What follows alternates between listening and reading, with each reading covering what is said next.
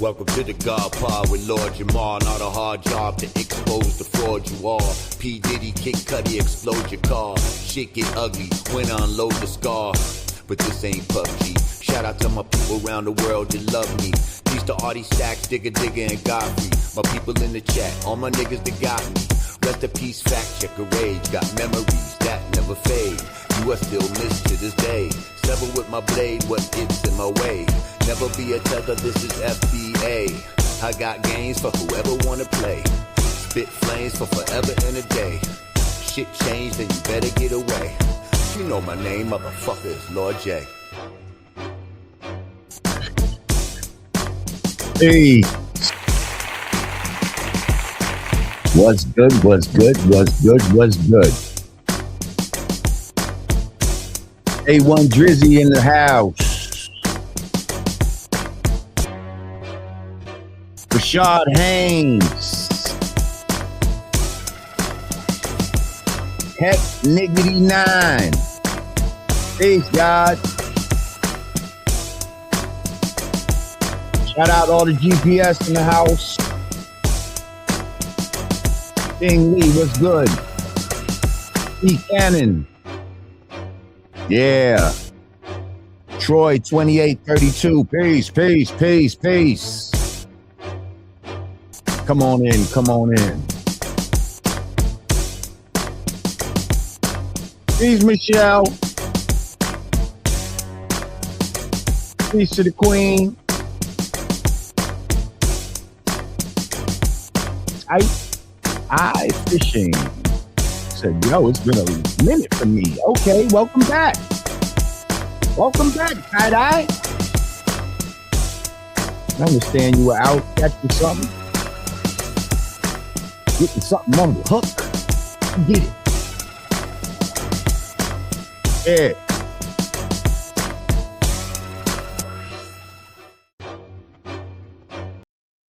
Peace.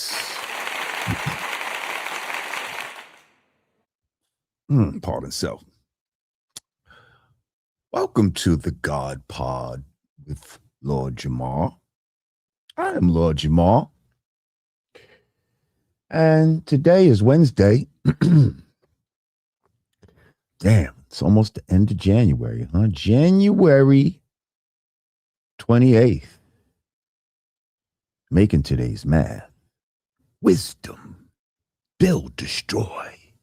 All being born to knowledge. Cipher. All being born to knowledge.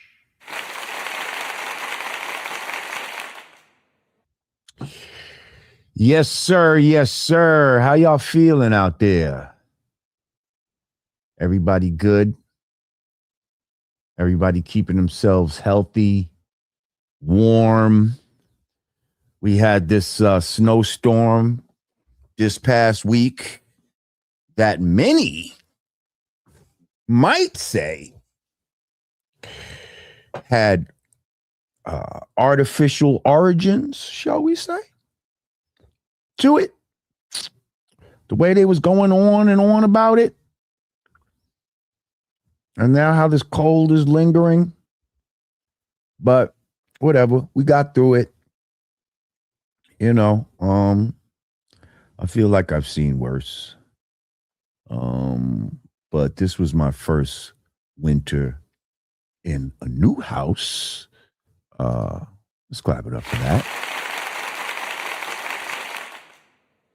But you know, with a new house comes new responsibilities, and yeah, my old crib had an HOA, so they would do a lot of the you know, snow removal and all this type of shit, and really didn't have to do too much, just like right in front of the crib. But now I got me a whole driveway. I gotta do a sidewalk in front of the crib. I gotta do a walkway on the side of the crib, run right in front of it. It's a nice amount. I'm gonna have to get me a goddamn snowblower.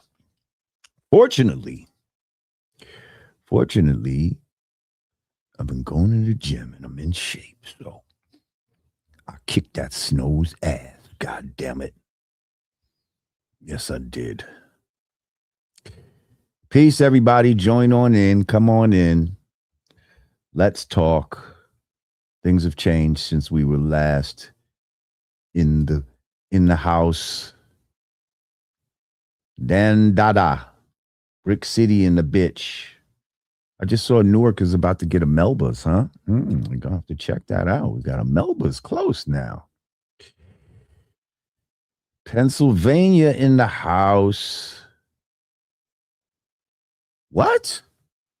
Somebody said my son is a joke and got beat down by an old skinny white dude. What am I missing? I know my son, who is a friend to the show and all of that. But, I must say that he definitely be on the wrong side of a lot of issues. He's very liberal based, doing the talking points for the Democratic donkeys. And yeah, so I don't know about what's happened with him. But yeah, he got in a fight. Do tell. Do tell.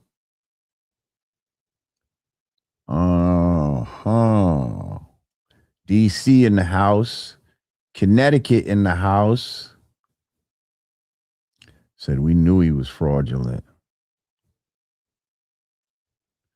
Yes, I saw videos of people burning the snow. Although I didn't try it myself.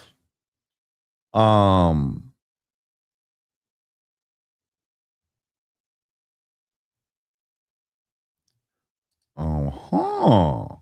They said there's a video of my son getting washed. And he was recently shitting on FBAs without context. And I've seen somebody else talking shit about FBAs. I don't really know who this guy is, but it's annoying when people don't understand certain things, and you hope with time people will get it,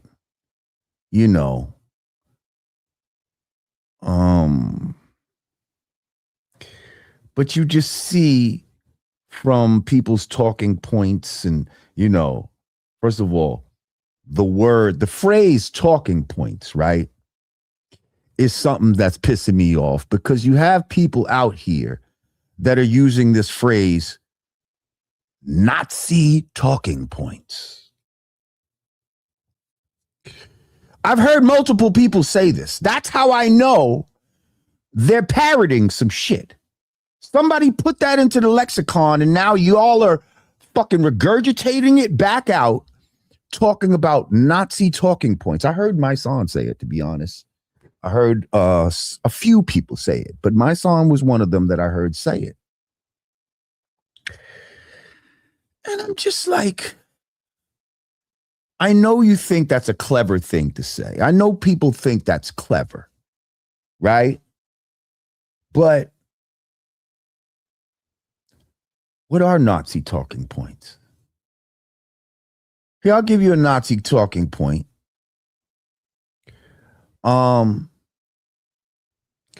I don't know. They believe that the man is the head of the household. So if I believe that the man is the head of the household, and I say that, by your definition, I'm using Nazi talking points. They said homosexuality was bad. Even though that's what they say, there's some evidence to say that a lot of those Nazis may have been gay their own selves. But anyway,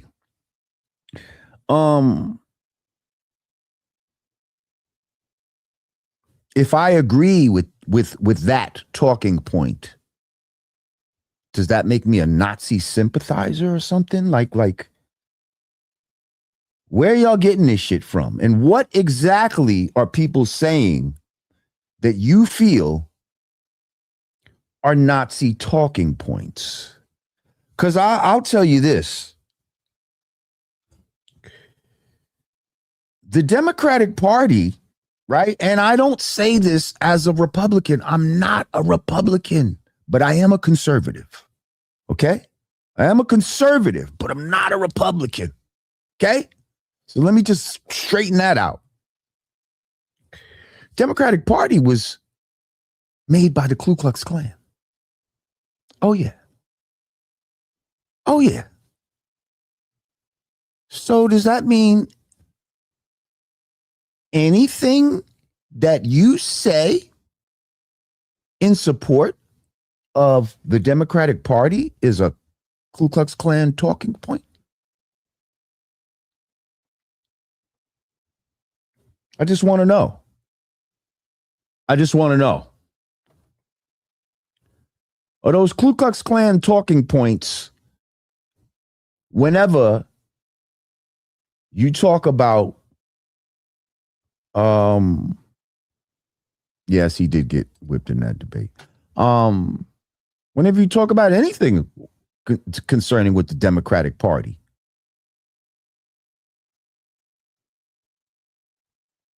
literally started by Klansmen and shit like that.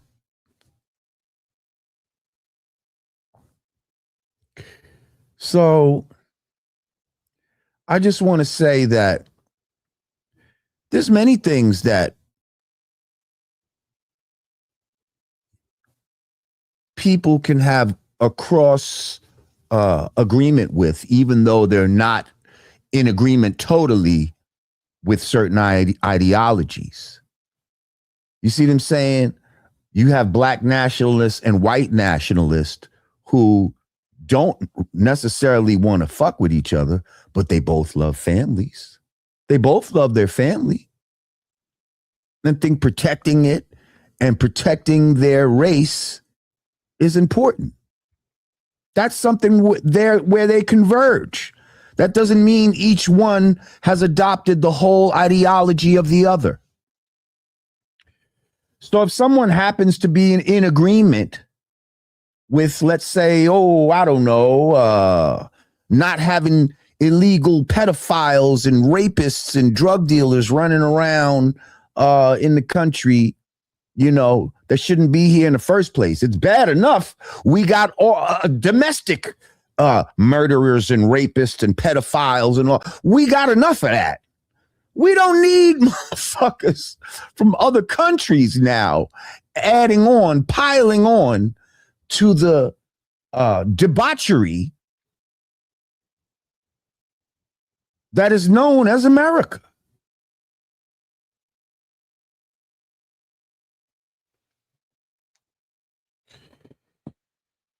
So just because somebody might agree with that,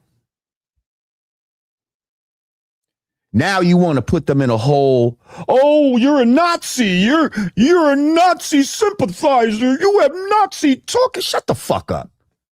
Shut the fuck up. Thinking you saying something deep.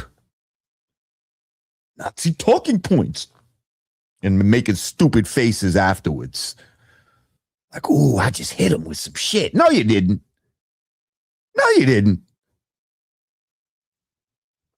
Shut the fuck up.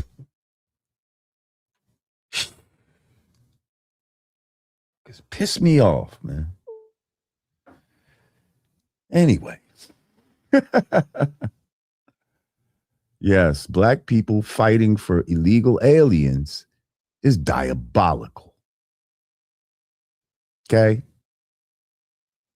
And the only reason a lot of motherfuckers want to do it is because they just don't fuck with Trump.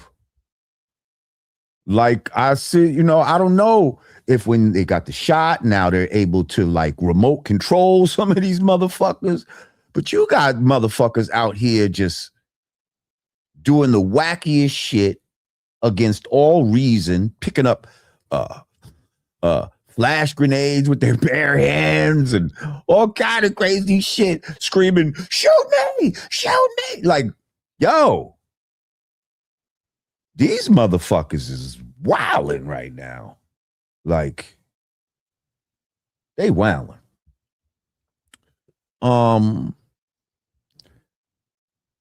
But I guess this comment kind of leads us into our whole the title of this, about what a difference a week makes. Because last week, we just did a show last week talking about this guy, Paul Birdsong. Matter of fact, I had put a clip up on IG. Let me see. Yeah, hang on. Let's play this real quick. Next boom, bam, boom.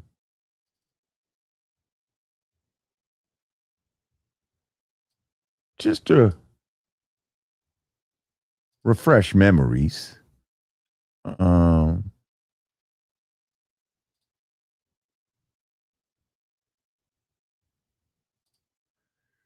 Share screen, window, boom.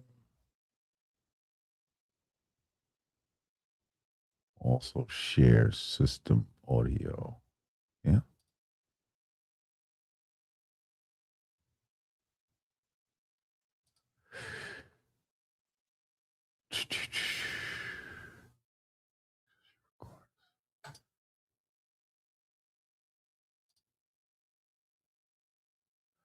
If you have a guest, they will hear themselves. You're sharing everything you hear, including your voice. Okay, got it. Okay, let's here's a little clip of what we were talking about last week with Mr. Birdsong. Birdsong, like you singing to the police. You know what I mean? A bird has a song that he sings. Singing is telling. When they call you a canary, you know what I mean? You're somebody that tells to the police. And his last name is literally Birdsong. Y'all don't see the irony in that. Huh? Y'all don't see the irony in that. Birdsong, songbird. So we were just talking about this guy saying that he feels like an agent. He feels like a provocateur. He feels like someone that is cosplaying what we know to be a revolutionary. You know, he puts on the Black Panther garb and tries to use the cachet of the Black Panthers in order to give himself some sort of credibility, immediate credibility. Because again, we don't know who this dude is. Okay? Motherfuckers don't know who this dude is. When you do any research on him, he was a rapper, he was a blood, he was this and that. Like Paulie Thunder was. Oh, first of all, you could tell a lot about a person, right, by what their rap name is, what they might name their album, the titles of the tracks. I remember people would give me CDs and shit back in the days. And first of all, you could tell a lot just by looking at somebody, right? But I remember like just reading tracks, and you could just tell by the track names that these weren't going to be good songs. It would just be super corny titles. And it's just like, I already know I don't have to put this in. But then I'd sometimes put it in anyway. And sure enough, I'd always be right. Right? So it's like, he's one of those dudes. All I would have had to hear is his rap name was Paulie Thunder. And I'd have been like, you're not the type of person that I would fuck with. You know what I mean? Not even on some rap shit. Like the fact that you would name yourself Paulie Thunder, you know, and you're not a fucking Italian white boy or some shit, and you running around want to take people serious. I can't have you hanging out with me. Yo, this my boy Paulie Thunder. Like, get the fuck out of here. Yo, I want you to meet my boy Paulie Thunder. You know, that's the only way you could fucking say it. Like, you got to say it like a fucking Italian. Hey, fucking Paulie Thunder over here. This fucking guy. He's the fucking thunderclapper over here. Hey, Paulie Thunder. And we don't hang in those circles, so how am I going to say it? Yo, it's my man Paulie Thunder. Word up. You know what I mean? Somebody said Joey Badass. I mean, hey, that, and I didn't really like that name when I first heard it, but it grew on me, right? And he had the talent to make you be like, all right, fuck it, Joey Badass. You know what I mean? But Paulie Thunder. Somebody said Tupac, Jay-Z, Nas, Paulie Thunder. Somebody said, yeah, there's a ring to it. You fucking hilarious. So anyway, we were feeling like something was up with this guy. Right? And first of all, I said that sometimes just looking at somebody, right, you could kind of tell whether you would fuck with them or not. Now, before I play, you know, his statement and all that, I just want to, I found a picture. I found a picture of Brody, and you tell me if this looks like a trustworthy guy to you.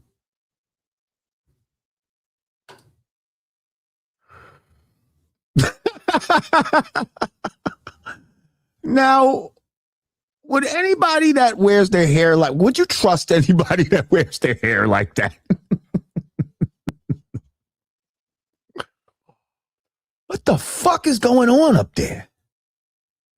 Is that a swirly part with I don't know what's going on.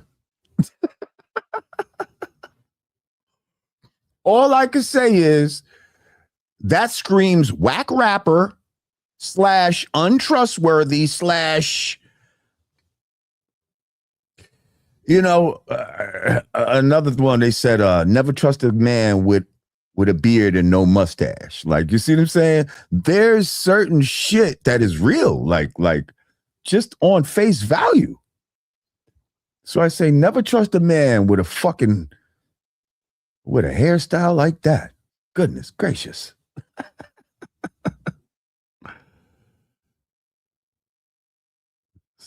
Oh, is he FBA? That doesn't matter if he's FBA.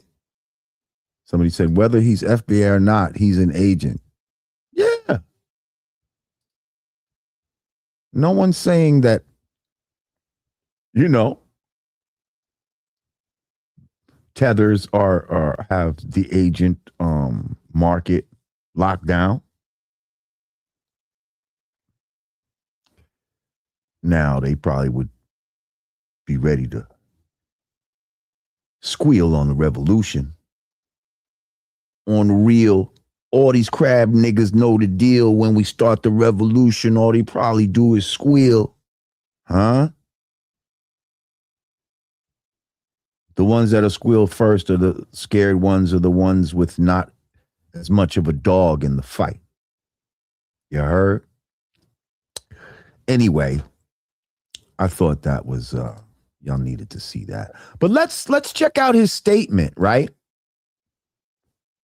And then we'll go over it. But he released an official statement. No, I haven't. I see y'all talking about Rock Marcy's new album. That's my boy, too. I ain't gonna lie, though. I didn't hear the new joint. But From what I understand, he's got the #1 album in the country on some independent shit, and a lot of people aren't talking about it. So, hey, let's give a round of applause to my brother Rob Murphy for just, you know, keeping his foot on their fucking neck of the industry and just doing shit quietly and steadily and consistently, you know, and always showing up. Peace, Toya Love. That's definitely the homie. Okay, let's see. Present, share the screen. Official statement from the Birdsong. Here we go.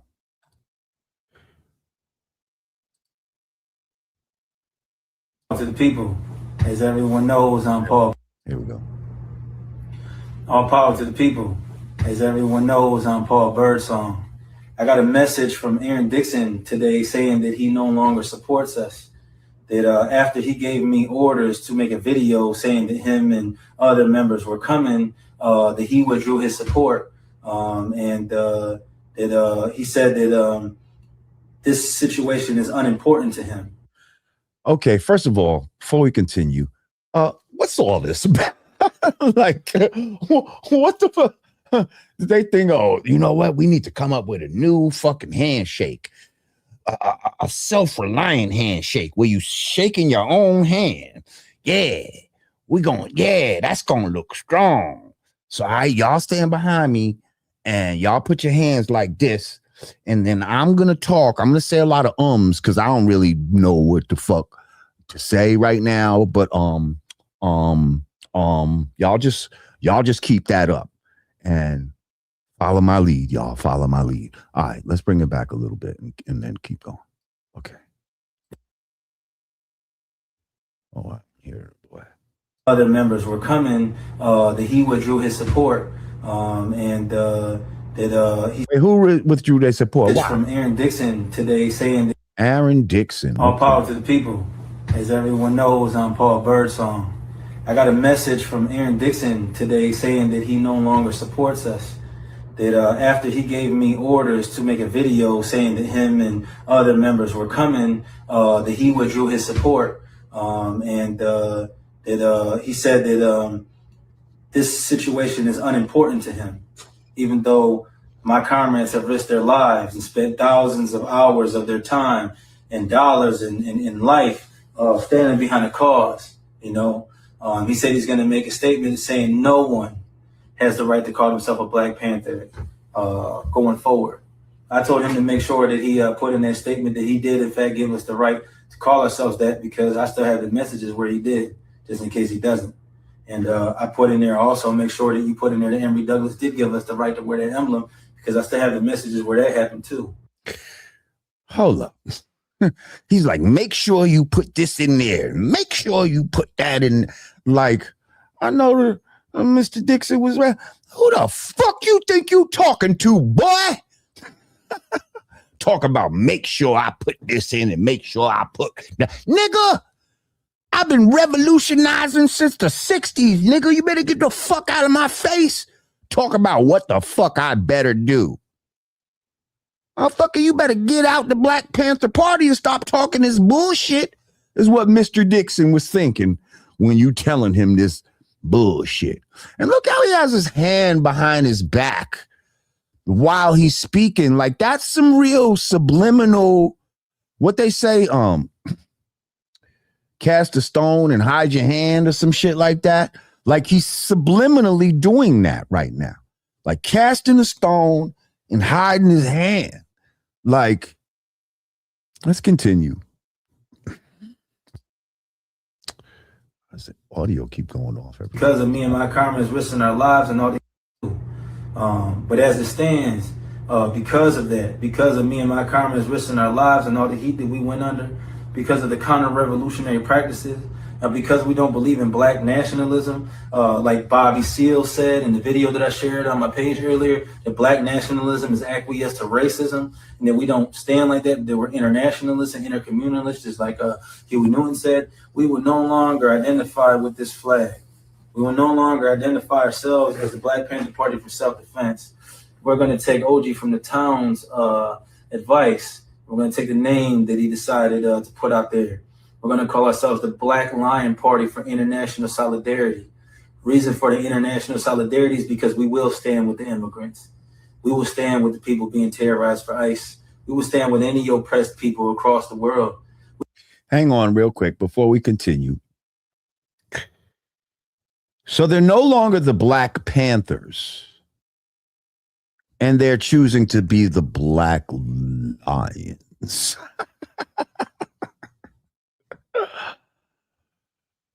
First of all, a Black Panther is something that truly exists in nature. Where have you ever seen a black lion? I'll wait. A black lion? Y'all need to be the albino lions or some shit, because that's more realistic than a black lion. God damn it. There is no black lions. Okay. So you literally turned yourself into an imaginary group. Oh, and he's talking about the diabolical, we stand against all oppressed people of the world. Okay, come on, let's keep it going. Hang on. And with any oppressed people across the world. Really? Solidarity. Nice. We're going to take the name that he decided to put out there. We're going to call ourselves the Black Lion Party for International Solidarity. Reason for the international solidarity is because we will stand with the immigrants. We will stand with the people being terrorized for ICE. We will stand with any oppressed people across the world. We will. Wait, doesn't he kind of look like the Cowardly Lion, though? Seriously, look at him. Put him up. Put him up. Put up your jukes. Where's it at? Dorothy. Hey, Dorothy. I'm a black lion. I'm a black lion. Oh, shit. For international solidarity. Reason for the international solidarity is because we will stand with the immigrants. We will stand with the people being terrorized for ICE. We will stand with any oppressed people across the world. We will keep feeding every single day, keep offering food every single day. We will keep patrolling the community with guns. We will keep stopping drug dealers, keep stopping sex traffickers. We will keep stopping police brutality.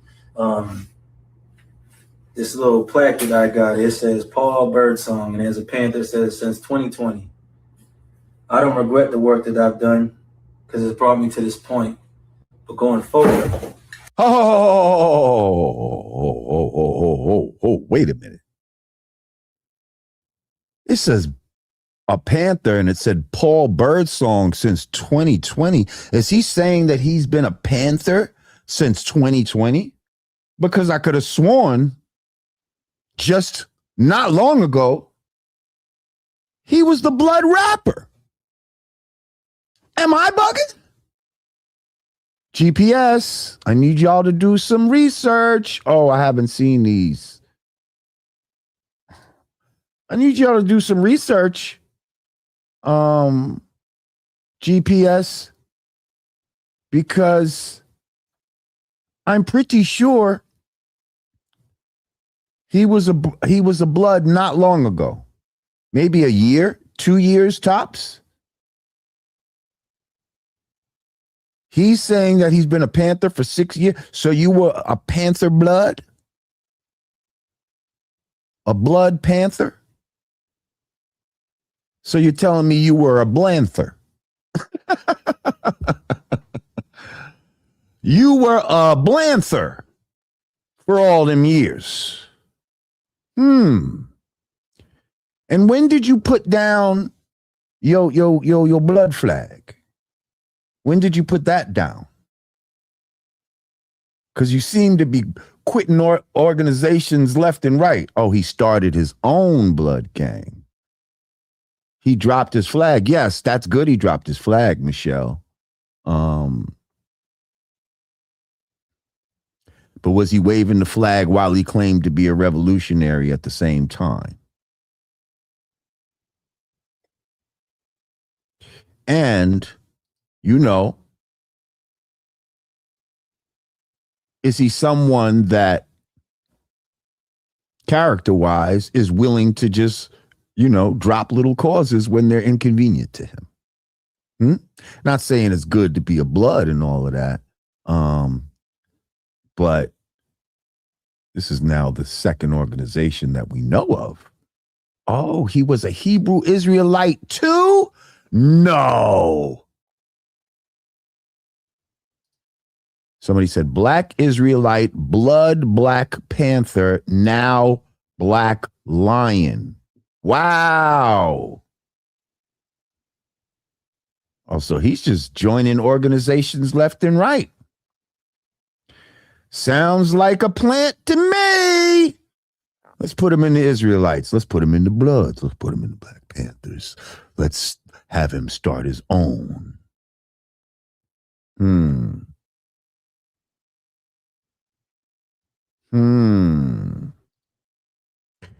Very interesting. Okay, we're going to continue watching the rest of this statement. Let me pull it back and then turn the volume up. I don't regret the work that I've done because it's brought me to this point. But going forward, these Panther patches will no longer be on my uniform. Yo, look how they all pulled the patches. Me and my comrades stand independent. We're willing to work with any organization that stands for the rights of every living person. Any organization that stands against imperialism, attacking immigrants. Now, if you're out here raping people and killing people and selling drugs and different stuff like that, yeah, deport them. But those people out there that are just working hard, trying to provide for their families, trying to escape the guerrilla warfare and the cartel warfare that's happening in their countries, to come for that promise of the American dream that the United States of America Incorporated lies about, we feel that they shouldn't be bothered, and we're willing to stand beside them to ensure that they're not. All power to the people. All power to the people. Oh, January 31st, you can still come out. You know, we're willing to sit down and talk about solidarity, sit down and talk about unification, sit down and talk about continuing to work, because ain't nothing stopping this way. All power to the people. All power to the people. And there you have it. Mr. Birdsong singing his song. Singing a song, and the shit sound wrong. First of all, why are y'all still saying all power to the people? That's a Black Panther phrase, right? Y'all need to revamp your whole shit, right?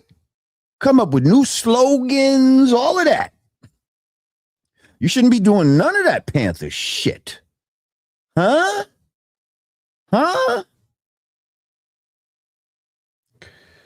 Listen, man.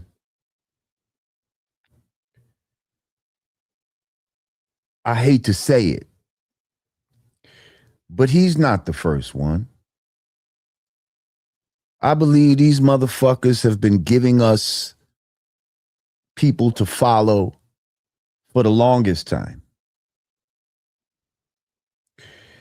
And when they first started doing it, I think it wasn't as easy to recognize at that time, for whatever reasons. Oh shit, they said Paulie is lying, not a lion. Oh shit, the Black Lions. Y'all be lying. Oh yeah, I don't think that a lot of us were, a lot of us wanted certain things, especially back in the 60s, especially when we felt like it was a revolutionary time happening. We wanted certain heroes and certain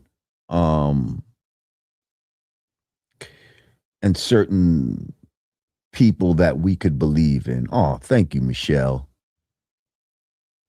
There is no edge. We wouldn't fall off, and I would never take you to the edge, Michelle. So if you would follow me, trust that I would only lead you to a place of prosperity and happiness. All right? And that's the thing, that people are not trustworthy in this world. You have beautiful people like Michelle that would truly follow someone wherever they are willing to take them, but y'all motherfuckers choose to take them down a path of destruction, down a path of bullshit, of lies and deception and manipulation for your own personal gain. I'm not here to do that. I'm just here to tell y'all the truth. You could take it or leave it. It don't make me no different. I mean, it is what it is. You know what I mean? And if you don't take it and think that I'm the dumb one, to me, you just look even stupider. But okay, come on in, talk shit about me if that makes you feel good. But yeah. Thank you, Michelle.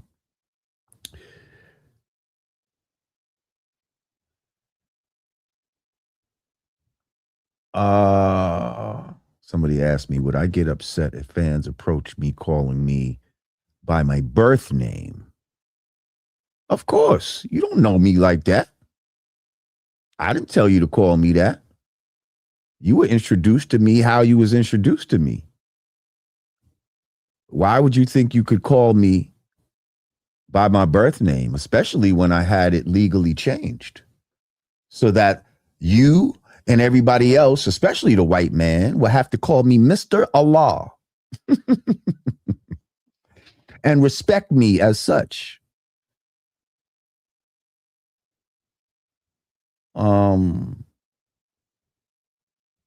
But I wouldn't go crazy about it. You know, I would just correct you and keep it moving. But anyway, hey, Leah, how you doing? I see you. I see you. But yeah, I feel like you know, a lot of our leaders and heroes, and you know, they weren't all real. They weren't all real. They said, let's address the elephant in the room. Yeah. And that's one of the elephants in the room, that some of your heroes were not who they presented themselves to be. Or they were flawed, severely flawed. Let's talk about the Panthers. Let's talk about the Panthers. Now, we know later in life. What up, Cam? Oh, he talking about, he said that barber said, get the fuck out of my chair. It's talking about Paulie Thunder's cut that I showed you earlier. That looked like they kicked him out the chair mid-cut.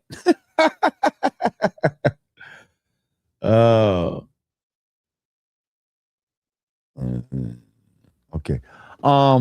Thank you, Cam. Shout out to you, Cam.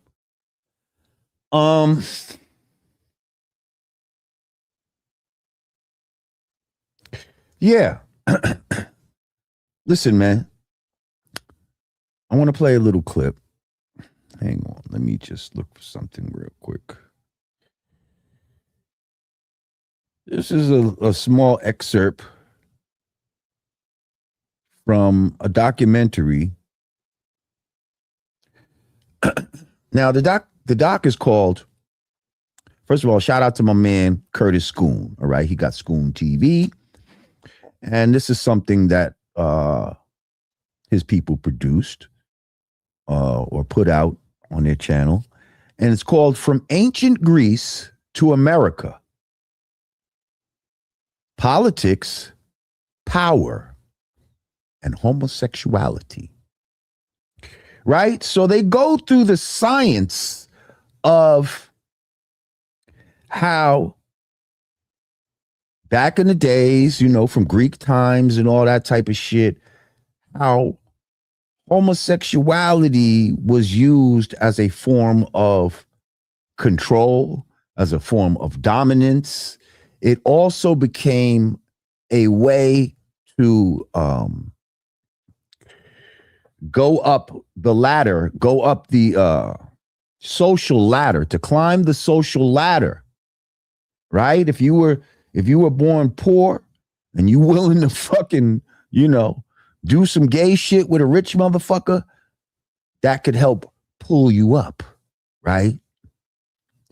And the elites, the so-called elites, were the ones who really were practicing this shit, right? And over time, it started to make its way and rear its ugly head into many different organizations, and then these organizations started trying to use their influence in many different arenas in order to try and promote their agenda, right? And it's going on to this very day.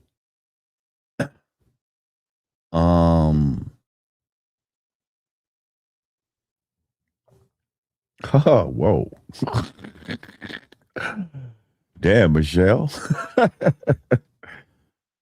Thank you, Michelle. I don't want to lose my train of thought, but let's read this real quick and address it, and then I'll move on. Hold that thought, y'all. But Michelle just hit us. Thank you, Michelle. She said, peace, Lord Jamal. How about you inviting your lovely wife to class for a discussion on relationships? How did you know she was the one and that you loved her enough to stop your player ways? Well, thank you, Michelle. Yeah, but I don't know if I want to do that.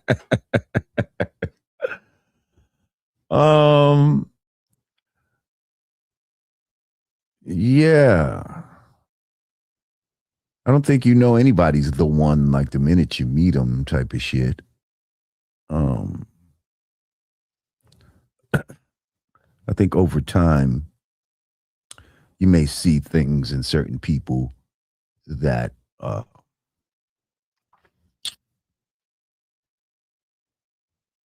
make you say, this is more tolerable. Because nobody's perfect. Nobody's perfect. I don't think anybody looks at somebody and be like, oh, you know what? That's the one. Then again, when you go back to the time, sometimes when you're so far removed from it, you kind of forget all the shit you might have been thinking at the time. I don't know. I just thought she was bad at the time. That's all. You know what I mean? Like, I ain't seen her before, and I just, you know what I mean? I went after her. And the rest is history.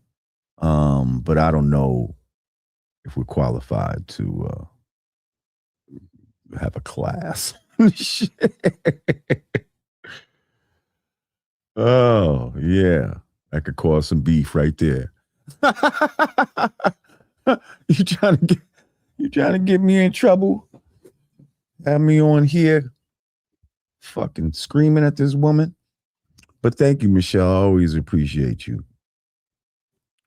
Oh, I don't know how Corrupt is doing. I heard he was in the hospital. I heard that he's getting better. I don't know exactly what he was in the hospital for. I do know that he has had a battle with alcohol for a very long time. And something tells me that could have something to do with it, but I don't have any firsthand information as far as that's concerned. Anyway, so I want to play an excerpt from this little documentary, right? Because first of all, you know, this guy, Paul Birdsong, is talking about, we follow what Huey was doing, and Huey was this, and Huey smoked crack. Huey smoked crack. Okay? And after you watch this, you're going to find out allegedly that Huey smoked more than crack. I'll just leave it at that. But once again, this is from a documentary called From Ancient Greece to America: Politics, Power, and Homosexuality. This is only about a 3-minute excerpt of it. They said Dick Gregory said Huey was an agent a few times. Well, let's just watch. Whoa, there you go. You smoked that meat pipe. I didn't say it, but y'all about to check something out. Now, don't be mad. Don't be mad at me. Don't let your emotional, just take in the information objectively. I know we have a romantic position for the Panthers in our hearts from what we believe them to be.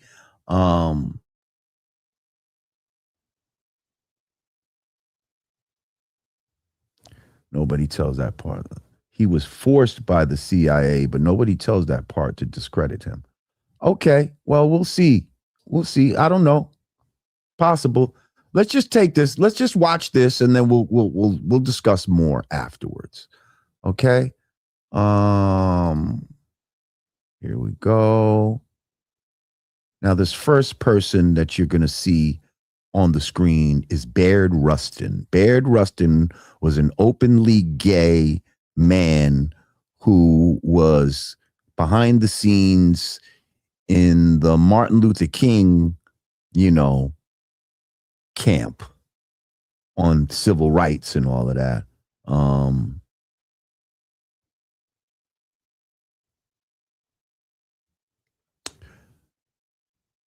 So yeah, they're just talking about how certain organizations felt like they needed to insert this whole gay rights thing into the civil rights, put it right next to civil rights and all of this type of shit. And that's the same thing they're trying to frame it as today. So let's see.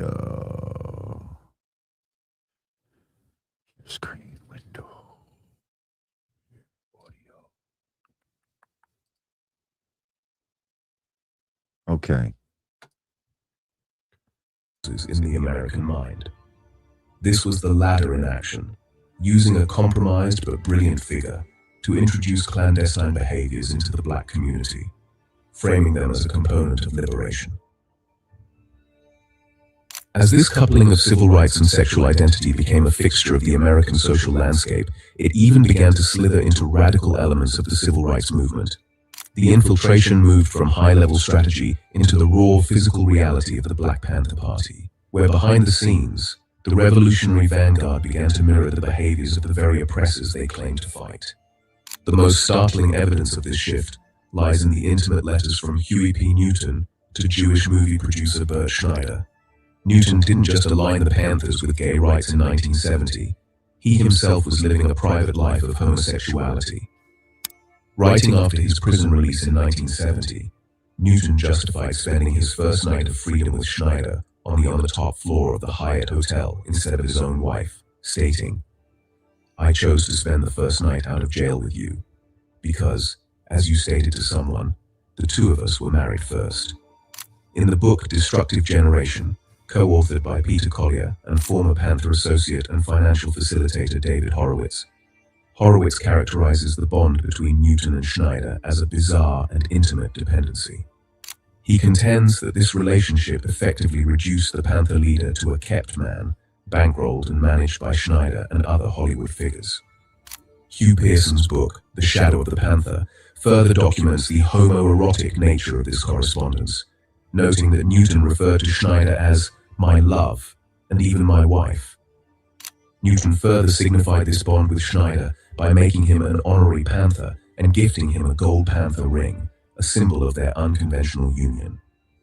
This connection was so deep that it was Schneider who ultimately facilitated Newton's flight to Cuba in 1974, providing the logistical and financial cover for him to escape prosecution, while the two maintained their homoerotic bond across international borders. As these leaders took on the ways of the elite, the party's foundation crumbled from within. Under the guidance of radical handlers like David Horowitz, the Panthers were steered into a web of suspicion and violence, marked by the 1974 murder of bookkeeper Betty Van Patter after she discovered the movement's financial rot. This era of subversion was defined by a dark, coercive atmosphere. No, we're not turning it rumors off. swirled that Newton used sodomy as a tool of dominance over high-ranking members like Bobby Seale, turning a liberation movement into a mirrored image of a windowless secret society. By the time figures like Angela Davis, who has publicly stated her lesbian sexuality, became the public faces of this new activism, the struggle had been successfully reprogrammed. I know. Runaway slave said, turn it off, please. Listen, it can sound like BS.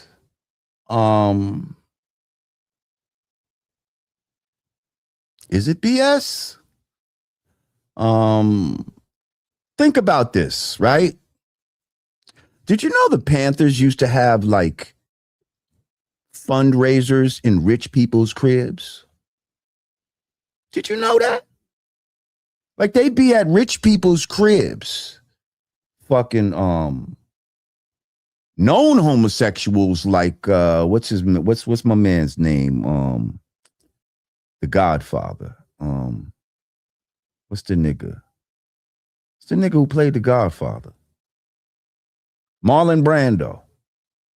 People like that. They'd be at whatchamacallit, my man Charlton Heston. People like that. Did we not think that was odd? That these rich white people would invite these so-called revolutionary black people into their homes for fundraisers? Oh, Michelle, come on. You so sweet. Thank you, Queen.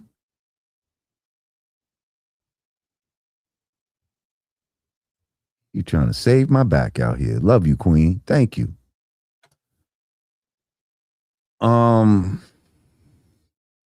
They said Brando was at little Bobby Hutton's funeral.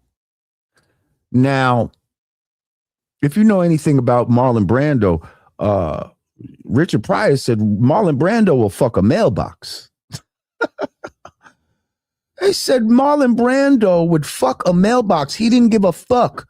Man, woman, probably child, a pig.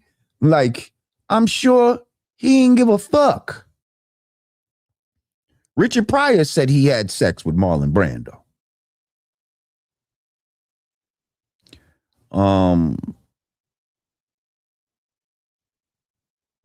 And these are the people who are inviting Panthers into their home for fundraising. And now you see something like this, and oh, that sounds like some bullshit, Lord Jamar. I don't think. If you smoke crack, right?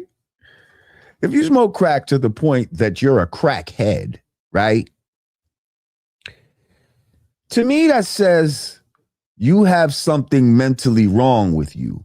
You have a few loose screws. I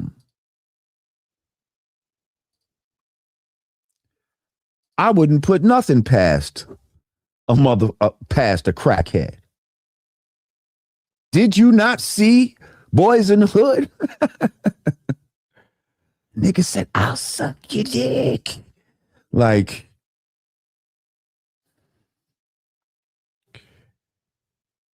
yeah. Let me see something.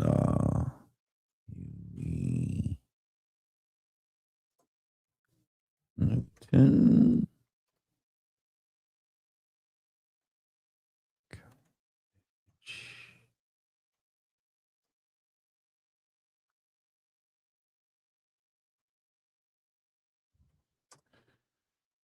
Aha. Okay. Now, see, most of y'all know the afro wearing Huey, right? But how many of y'all know this Huey right here? I'm just saying. Hang on. How many of y'all know that Huey right there?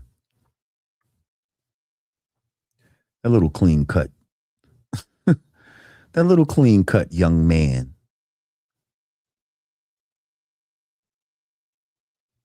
who doesn't necessarily looks like a power to the people type of young man to me.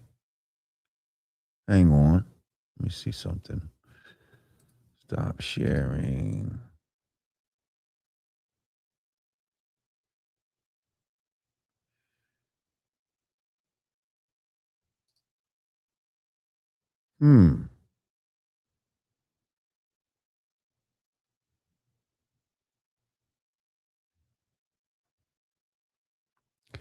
Clean cut Huey. Now, did he put the afro on to be more relatable to the times? Did they tell him to grow the afro out? I don't know.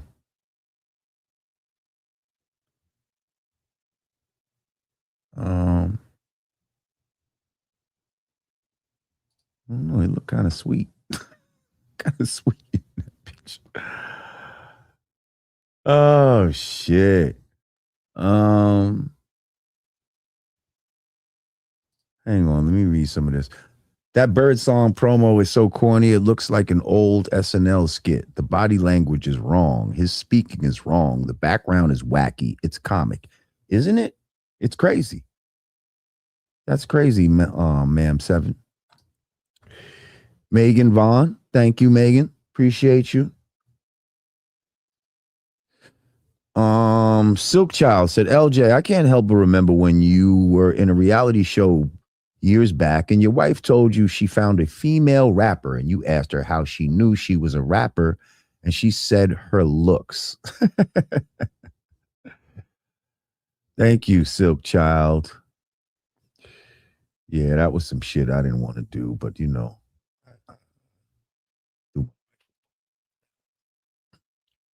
Uncivilized Savage, thank you. He said Huey Newton was out there making pipe bombs. Yeah. Where'd he get that knowledge from?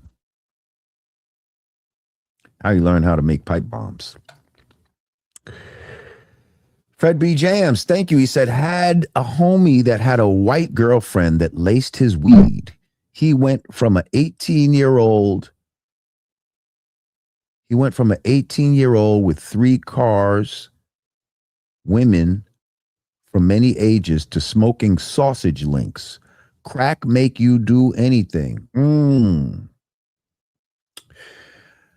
And what I'm saying is, because at the time that he's alleged to have this relationship, I don't think crack was out, right? It probably was coke and freebase and shit like that. What I'm saying is, a lot of times the personality of a person who becomes a drug addict is of weaker moral fiber. You understand what I'm saying? Somebody that is easily led in the wrong direction and hard to lead in the right direction. Right? So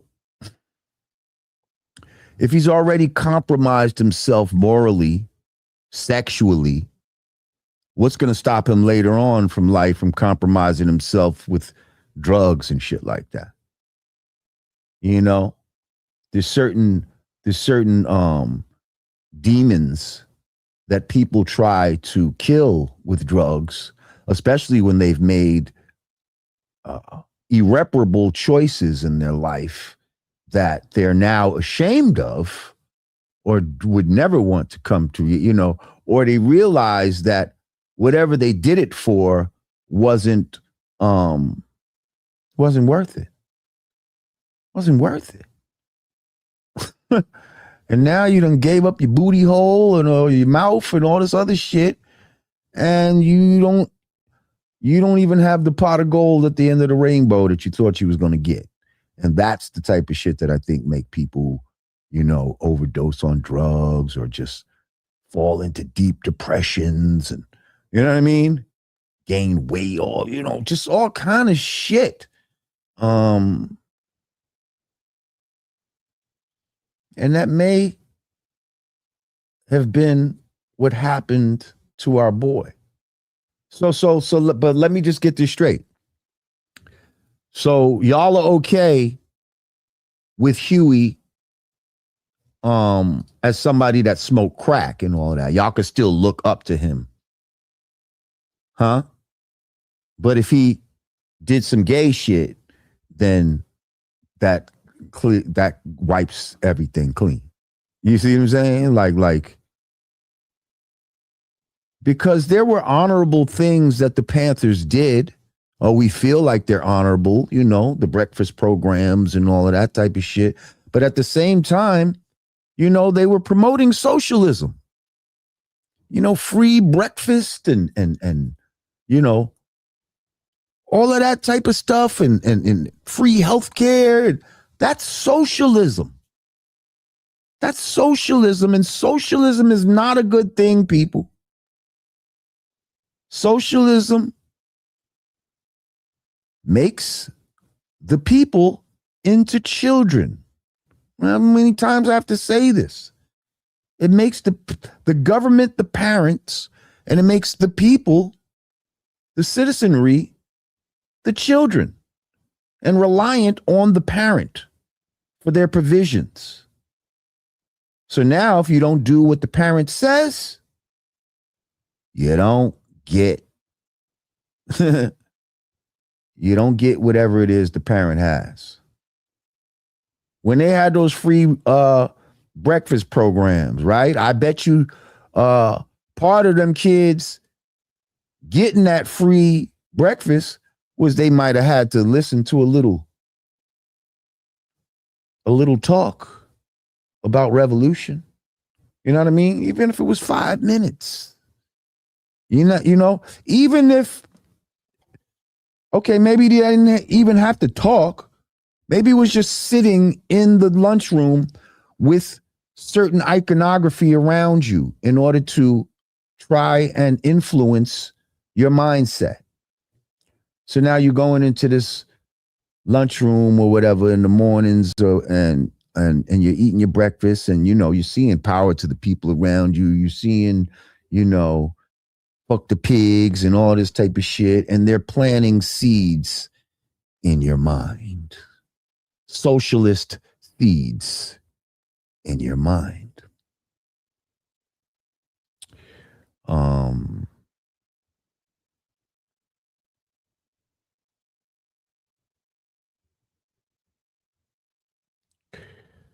No, we're not saying capitalism is winning trophies, because the way capitalism stands,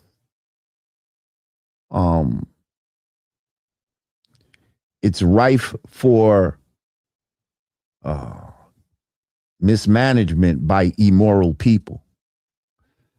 That's why the only way capitalism really works is if you have moral and honorable people. but we don't. So capitalism in that sense is not good. But then we get into the science of, well, if they both have negatives, which one is more negative? And I'd say that socialism is more negative than capitalism, because at least capitalism teaches you to do for self. Capitalism says if you go out there and do hard work, that you can make something of yourself, right? If you have a good idea, or if you excel in a certain industry or sector, you can make money.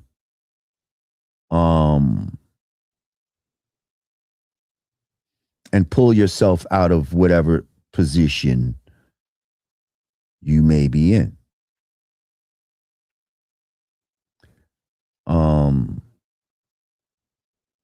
Socialism says if you do that, right? If I work hard and I amass a certain amount of whatever it is, homes, land, money. Socialism says that I don't have a right to that that's not necessarily mine. That I have to, not mine. That I would have to basically, even if I work harder than the next person, still have to share everything that I have with everybody. Now, do you think that's fair? If you go to work for 40 hours a week and I sit home and do nothing,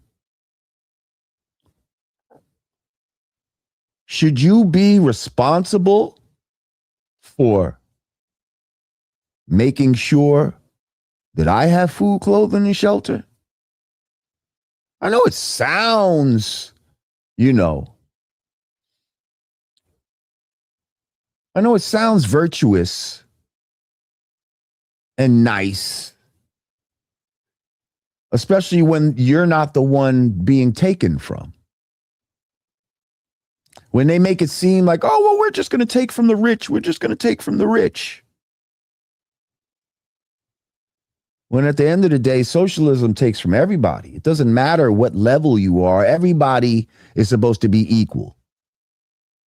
You're up here, down here. We're just all equal, and we all have to share regardless if some people are not doing shit, just sitting on their asses, and other people are busting their ass. You know damn well you get pissed at your job when you see coworkers doing shit like that. You be ready to have a fucking fit on it. Nah, this motherfucker, I'm doing all the work, and now this bitch just think she could sit up on break and take all those fucking breaks and think we supposed to do all the work.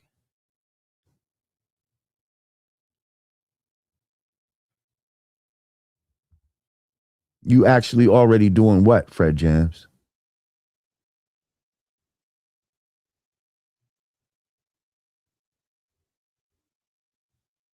That's right. We all ain't equal. So we all shouldn't get the same shit. Sorry. All men are not created equal. People have different strengths. People have different drive.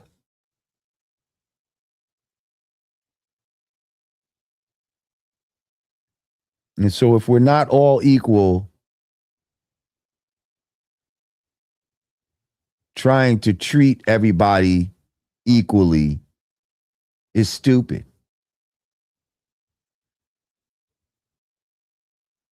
Even on a healthcare level, like, there is no cookie cutter. Like, all people's health is not the same. Like each diagnosis has to be tailored to a specific person. for their specific needs. We can't just have one thing for all. Oh, yeah, we're just going to have a blanket cure. No, that's not how shit works. Yes, people are paying for people sitting home doing nothing, Fred Jams, right? That's what you're saying is already going down, right? Because those are socialist programs that allow that. We have socialism here in America, although we're in a capitalist society, Fred. So yes, that is going down. And it will happen more when we elect more of these moron mom dummies into office, people like that, promoting these socialist agendas.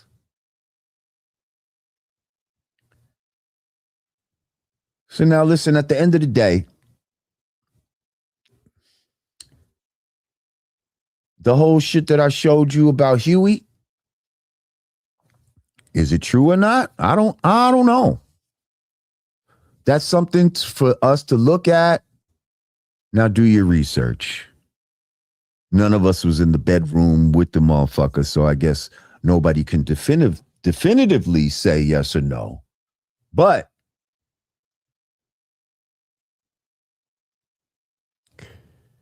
I will say that I don't think Huey, the Panthers, and a lot of other groups that we're not going to get into right now, but a lot of beloved groups, especially in the Black community, I think we're going to find certain things out later that's going to hurt us in our hearts. People that we truly looked up to and believed had our best interest at heart. We're going to find out that a lot of these motherfuckers was controlled opposition. They were planted influence to try to steer the Black community down a certain road. And it's unfortunate. And all I could say is just look and take information in objectively. I know it's hard. I know, come on, we all grew up. Well, a lot of us grew up with strong reverence and affection for who we thought were our Black leaders. We thought they was doing this just to do it.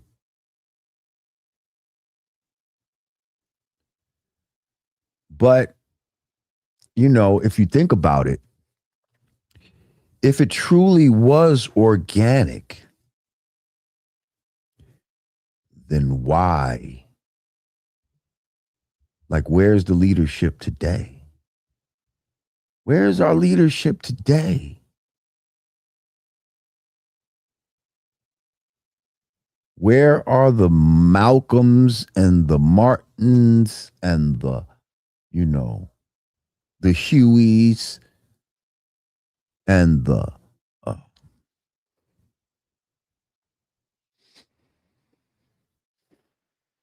Kwame Tourés?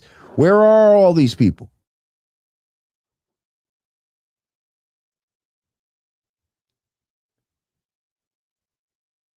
Were we given this shit at a certain time? And then once they did what they had to do, now they, it's just withdrawn.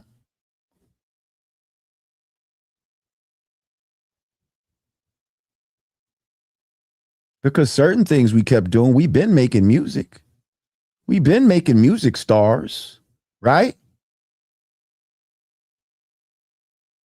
There were singers back in the days, 20s, 30s, 40s. Keep making new singers, new stars, new actors, new stars.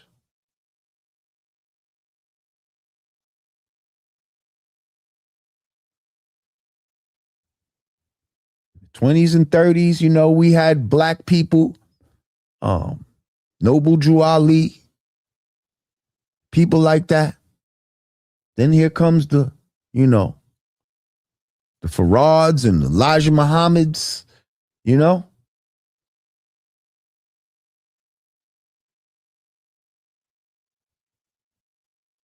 And then at some point,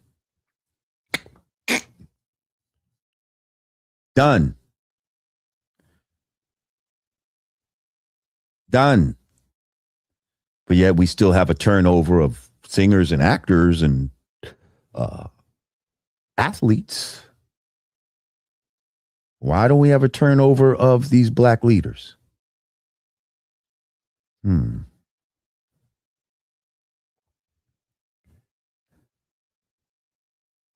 Because just like our singers and our athletes and we're giving all these motherfuckers.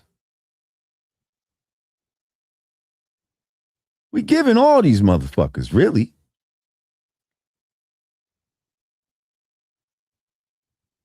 If the system don't get behind it, you never heard of these motherfuckers. You probably would have never heard of Brand Nubian if we wasn't signed to Elektra Records. Big white people company.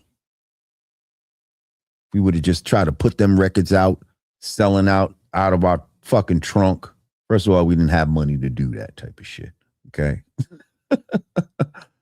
But if we did try, we would have, listen, there would have been no way to compete with those major labels the way they were spending money back then.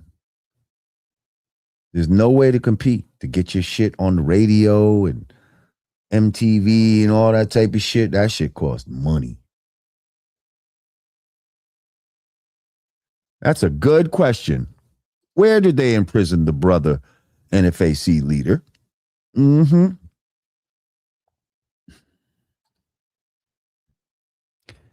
Where's his pictures from jail?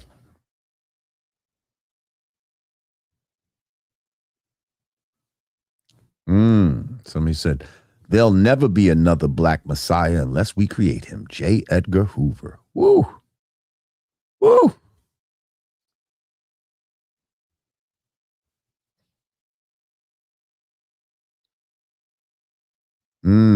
That is a good question. He said, is Farrakhan even alive right now? Or are they going to keep it a secret? Haven't seen current videos of him in a while. Yeah. Unfortunately, I know our brother is, he's in his last days. I don't think we're going to be seeing any video of Farrakhan as far as speaking publicly is concerned. I think those days are done.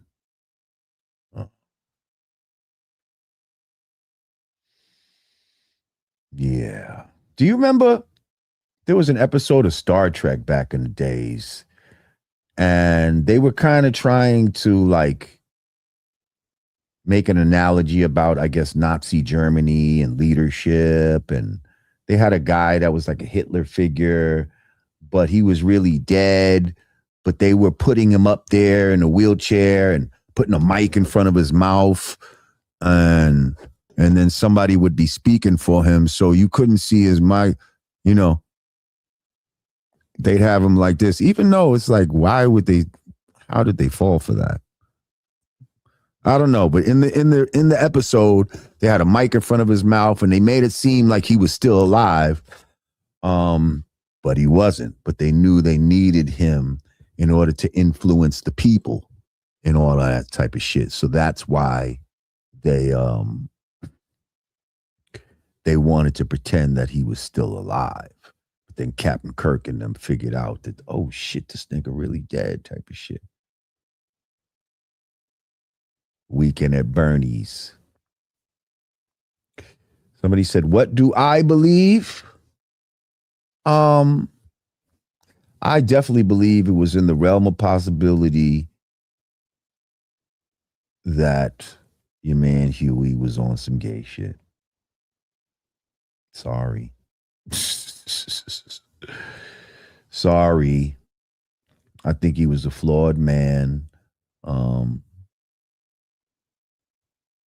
who had some weaknesses, and that could have been one of them. I don't know what to tell you. You know what I mean?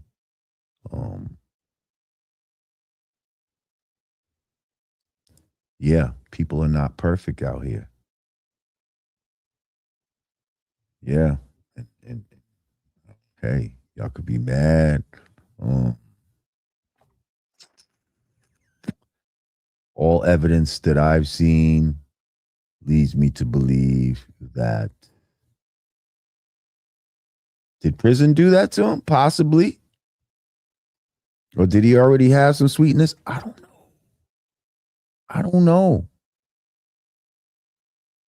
And again, don't take nothing on face value. Go look and read these books. Read the books they're talking about.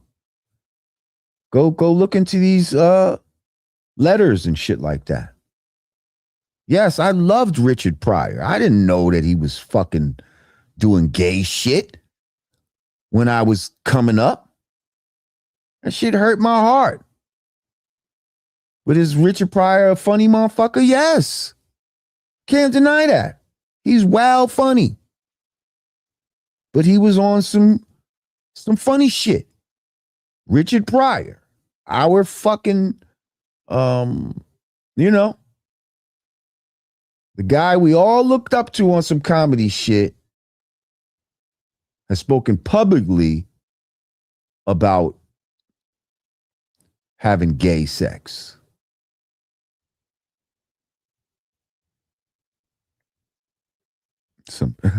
Michelle said Dick Pryor. Your boy Dick Pryor. Yep, Dolomite too. And see, Dolomite, come on, man. You thought he was damn near a pimp watching those movies. He had all kind of girls in the movies and shit like that. Ain't no way you thought this dude was sweet. Yeah, he was sweet. Now, don't get mad at me. Don't get mad at me because you know what I mean? Because I'm bringing light to it. I'm just saying. You know what I mean? Do the knowledge. Don't take nothing on face value. But all I'm saying is, once you get certain information, don't have cognitive dissonance. I think that's how you say it. To the point where you get the information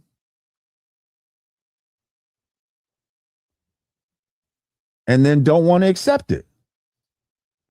You say, isn't there an interview with Huey promoting homosexual lifestyles, etc.? Yeah, they were supporting gay rights and shit like that. Why would they do that? Why would they do that?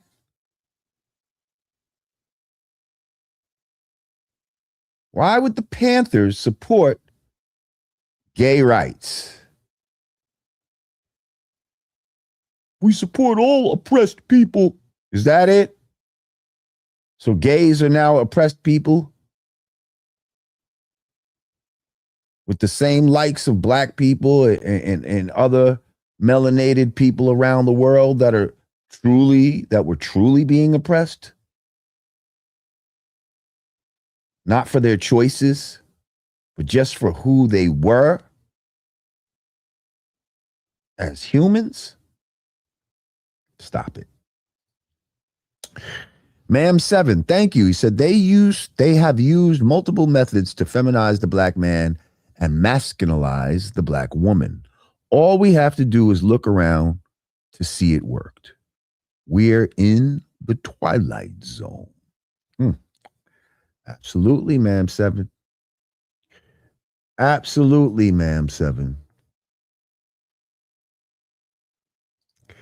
That's right, Turkish death threat. Mixing black rights and gay rights is the devil's work. Exactly.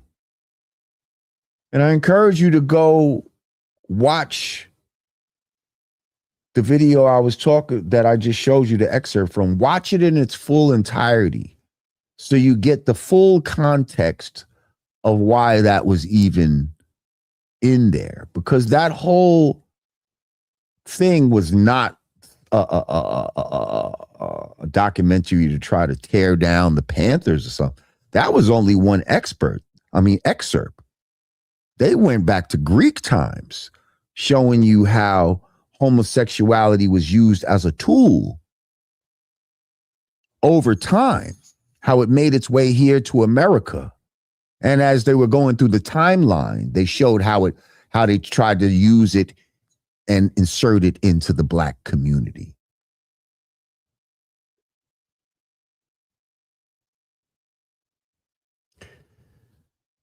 Somebody said, Lord Jamar, you and anyone in your family a Freemason? No, I am not a Freemason, and no one in my family that I know of is a Freemason. Maybe my brother-in-law. But that would be it. Nobody in my blood that I know of is a Freemason. Get your ass down. Is a Freemason. My pops was not a Freemason. My brothers are not a Freemason. Oh, you know what? I have a female cousin that's an Eastern Star. Yeah, now that I remember. I have a female cousin that's an Eastern Star. That's all I know of. I don't know what brought that up. Oh, my goodness. Who's going to bring that up? Somebody said, y'all see the Black Trans Live Matter street in the Bronx? Did I? And they got that shit in the South Bronx, too, which is so crazy. Like, I don't even understand what made them choose that fucking street. That shit is over there by like Yankee Stadium type of shit. That shit was crazy, yo.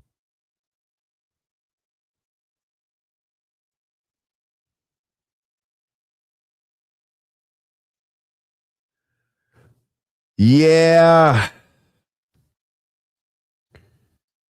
Listen, certain people have had agendas. See, you know what? And I've said this before, right? We as Black people, we don't believe that people can have plans that are like long-term plans. You see, like some people have a 5-year plan, a 10-year plan, a 20-year, 30, 50 to 100-year plan. Y'all motherfuckers are not even planning your day correctly. So you don't even think that somebody can actually be planning for some results that are going to manifest themselves 50 years down the road. But that's what these motherfuckers be doing. They plant the seeds and let them grow. They plant the seeds and water it little by little. Give it a little more sunshine, a little more. Until finally that seed sprouts, roots, and life takes hold in the soil. And before you know it, you're dealing with a tree.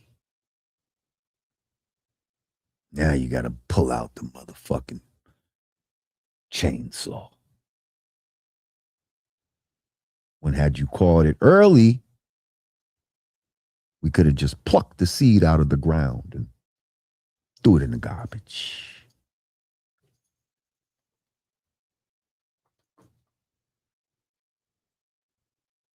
Do you not see that I'm live right now? Huh? Do you not see? What it? Get your ass down. It said, unfortunately, ma'am, 7 said, unfortunately, the youth are allergic to thinking.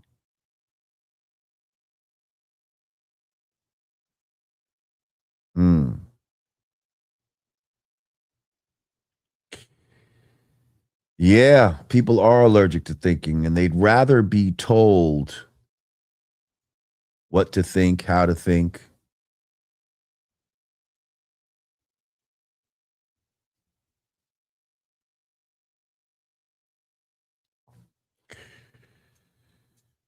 A1 Drizzy said, how do you feel about Jeff Fort and Larry Hoover?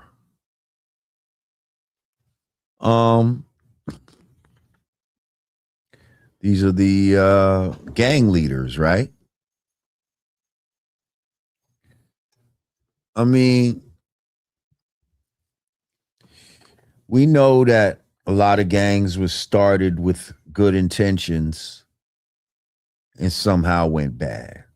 You know what I mean? I don't know the full science on Jeff Fort and Larry Hoover other than they started some gang shit.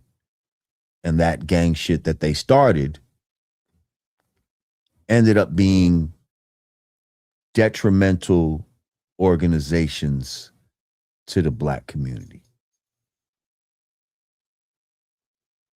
They ended up not being whatever it was they intended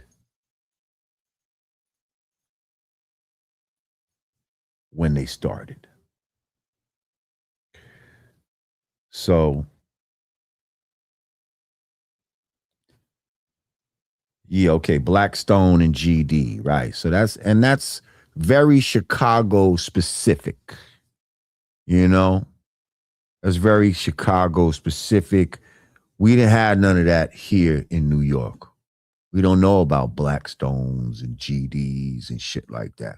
We had other kind of gangs in New York back in the days.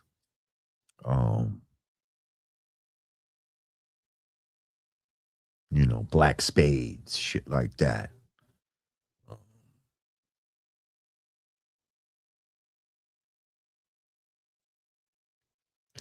But we know the Black P Stone Rangers and the Gangster Disciples.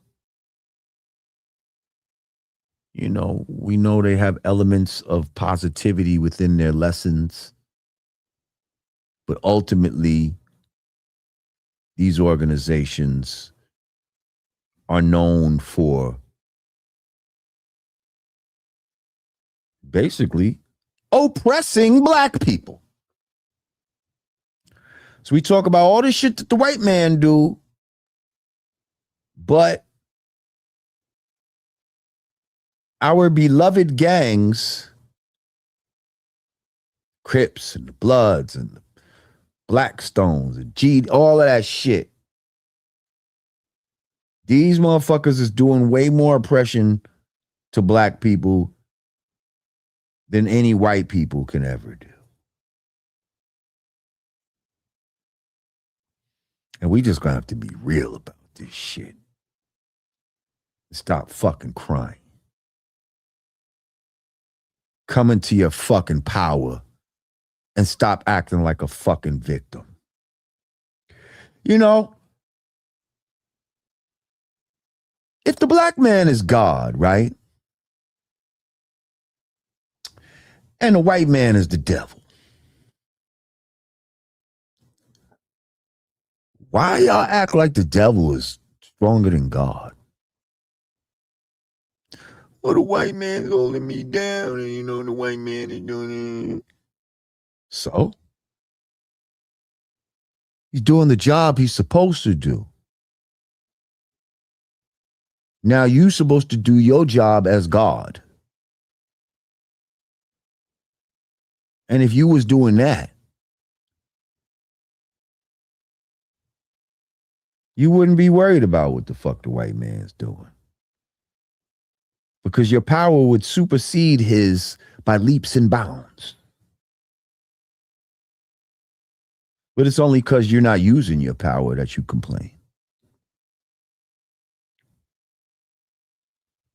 And you cry. Look what the white man is doing. Look at the white man. The white man is keeping me down. Is he? Is he? Or are you still hearkening back to times when, that's right, God created the devil? Or are you still hearkening back to the times when, motherfuckers couldn't drink at water fountains and shit like all of that shit?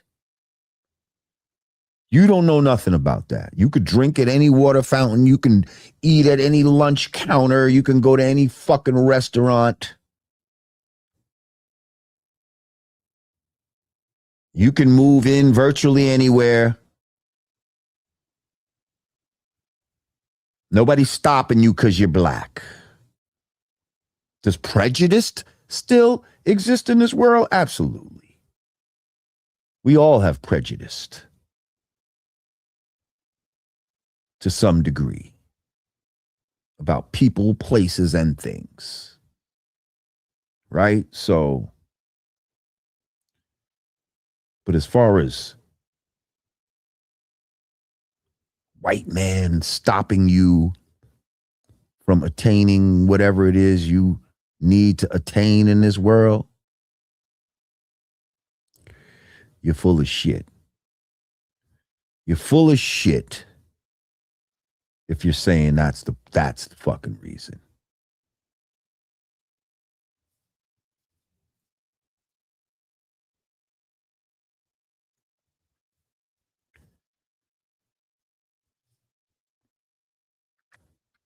So yeah, just wanted to touch on that. Don't be stuck. Get down, yo. Yeah. But you want me to take you out or something? That must be it. You don't usually do this shit. Listen, I need you to click that like button. Click that share button. If you're new to the channel, welcome. I encourage you to subscribe. Click that notification bell and click all. So hopefully you'll be notified whenever we drop a new joint.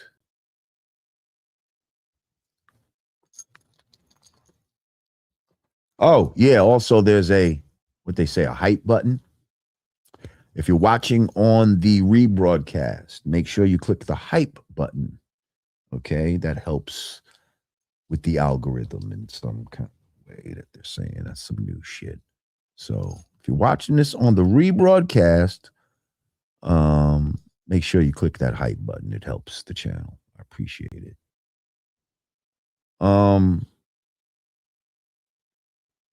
Yes, Jim Crow, when laws dictated where a nigga could. Oh, right. Law dictated where a nigga could go. What song was that? Oh, that was from Greatest Story Never Told. Right. Good one, A1 Drizzy. Good one, A1 Drizzy. So yeah, anyway.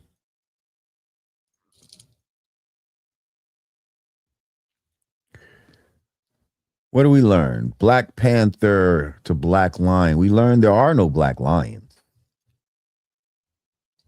Homeboy is from Michigan. You know that, right? The Detroit Lions. You think that subconsciously maybe had something to do with his name choice? That he's from Lansing, Michigan, and there's Detroit, Michigan, and their football team is the Lions. Not the Black Lions, because there are no Black Lions, but it's the Lions. Yeah. I don't know. That could be a thing. That could be a thing.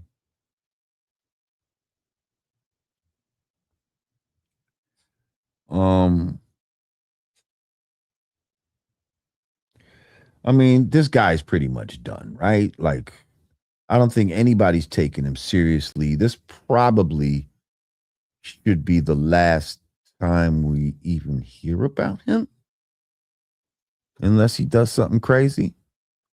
I know Queen's Flip just did a interview with him. Matter of fact, I think he had some, I don't know, some allegations, I don't know. Look into the shit.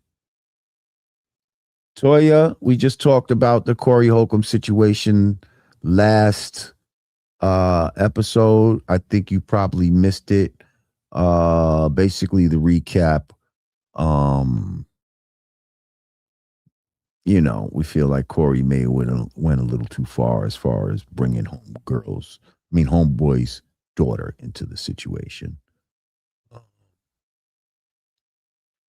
Yeah, that's where he might have crossed the line. But other than that, shit, them niggas want to fight. Go ahead. He said Corey is the man, period. Listen, I fucks with Corey. I like his sense of humor. I like, I like how he get down.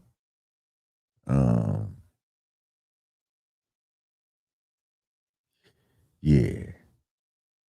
The shit with the daughter was just a little hardcore. You know what I mean? But hey, it is what it is. Listen, I'm gonna get ready to get out of here.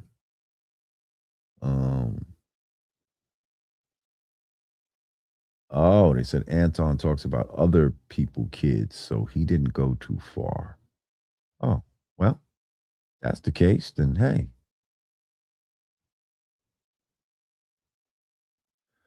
Oh, well, hang on. I also seen an episode where Corey punched a lady in the face. They was snapping. Punched a lady in the face. Oh, and yes, I did see Adam 222 get beat up. Hold up.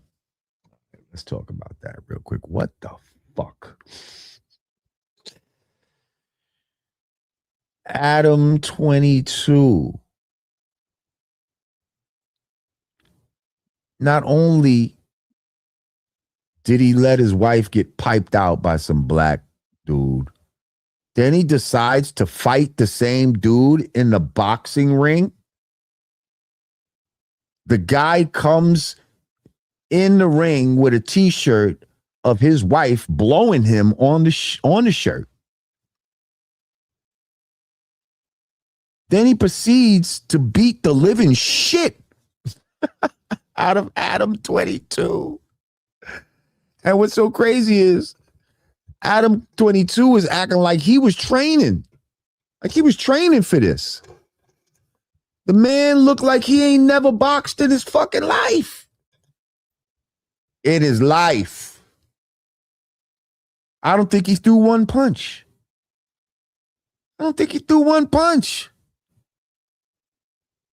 And then after he get his ass whooped, his girl gonna jump into his arms and act like, oh, I'm so proud of him.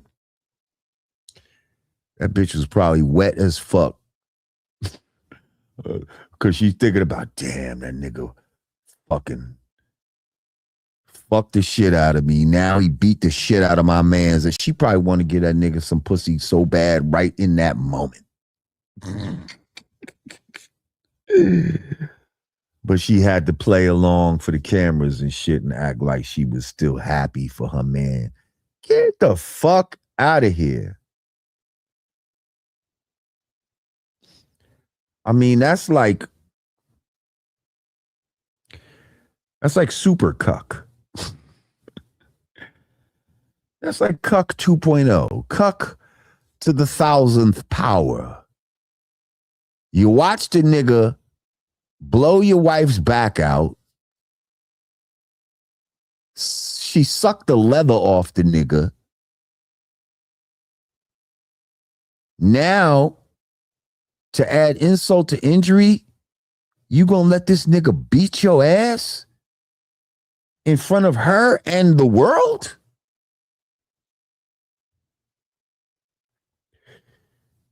Now, see, the only thing that people will act like, oh well, fuck it. And why he doesn't care is because he got money. Money, for a lot of people, heals all wounds, right? It takes away all embarrassment.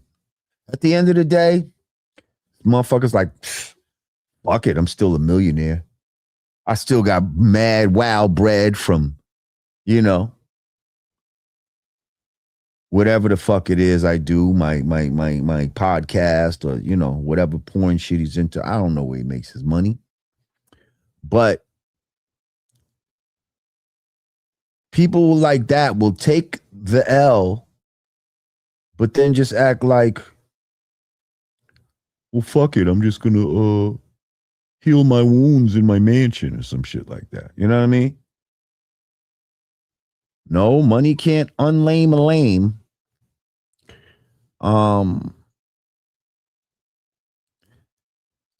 But it can make a lame feel a little bit better after he got his ass whooped. It could buy more ice to put on your fucking face, more steaks to bring down the swelling. That's what money can do.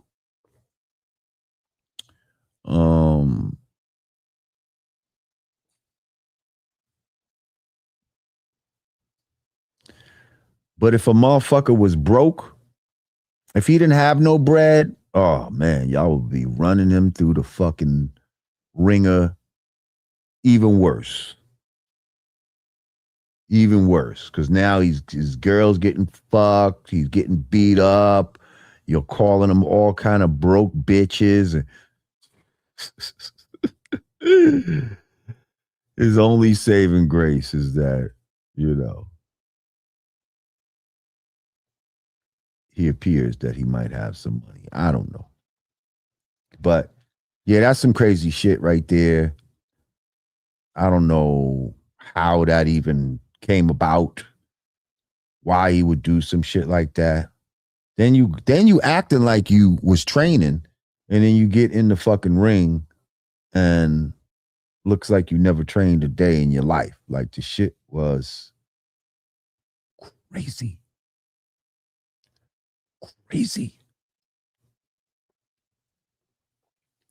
Trust me, if that shit would have happened with me and Lazy Legs, it wouldn't have been nothing like that. Trust me. Oh, and you know what somebody sent me today? I forgot about this. Oh boy, let me see if I could play it on my phone. Where is it? Lazy Lit Eggs.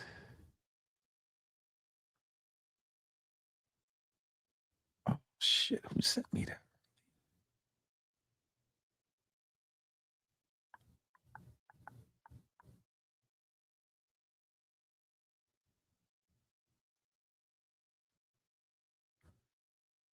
Damn, can't remember. Hang on, was it a text?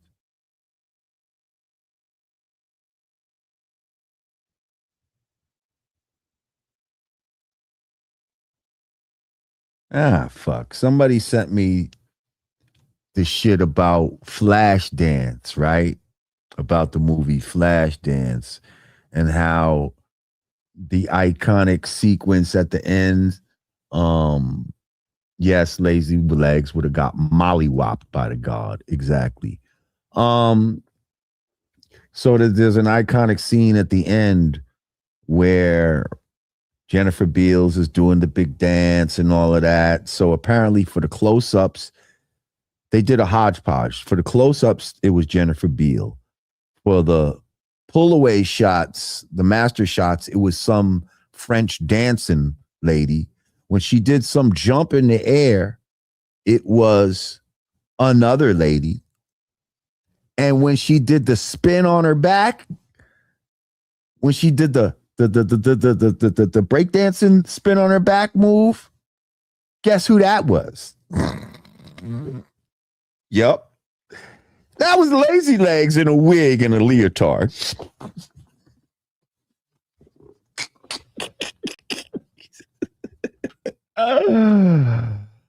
Oh, they put that boy in a wig and a leotard and said, get to spinning.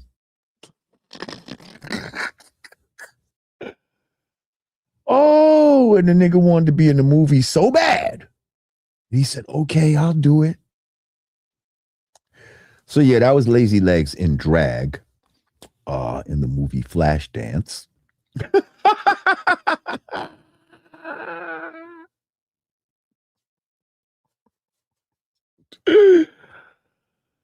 I'm sure he's proud of it. I mean, I'm sure. You know, that was an iconic movie. I know he stood up in the movie theater when they played that shit on the Deuce. And when the motherfucker started spinning, he said, that's me, that's me. Oh, shit. They said had to be. No woman could backspin that fast. Shit, they should have. I would have found one. I'll tell you that. Or I would have taught a girl to do it. It wouldn't have been me. Only way that I'm dressing up as a girl is to like rob a bank or some shit. That's it. You know what I mean? If you try to escape the police or some shit like that, or, you know, just have the illest disguise type of shit, that's the only way. Other than that, yeah. He should have got his sister some fucking body. You tell me there wasn't one fucking girl that he could have found to do that shit. I think he wanted it. He wanted to do it. He wanted to be the one wearing the wig and the leotard. He said, no, I'm comfortable with it. I'm cool with it. They said, Legs, I mean, we could find a girl. No, I'll do it.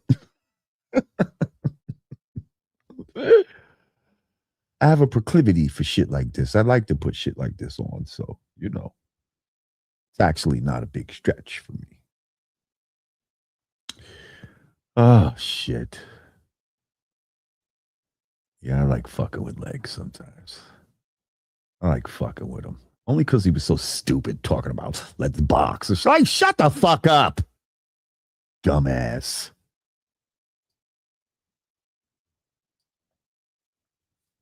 A friend of mine, I don't know if I should say his name, but he's a famous guy, a famous comedian. And he asked me, would I wish Lazy Legs a happy birthday in a video? He was hoping that he can pull something together, you know, that would be so, you know, where he would look like, oh shit, how'd you get Lord Yamato? I'm like, bro, all due respect to you, but you know what I mean? First of all, he wouldn't do that shit for me. You know what I mean? He wouldn't do the shit for me. And fuck that. I ain't wishing him shit. Fuck out of here.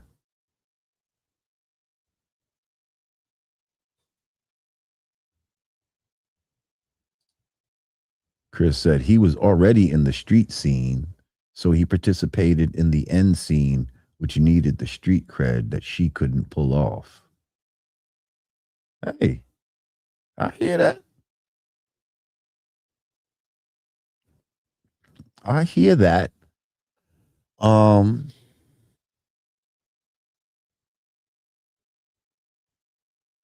It's just, yeah.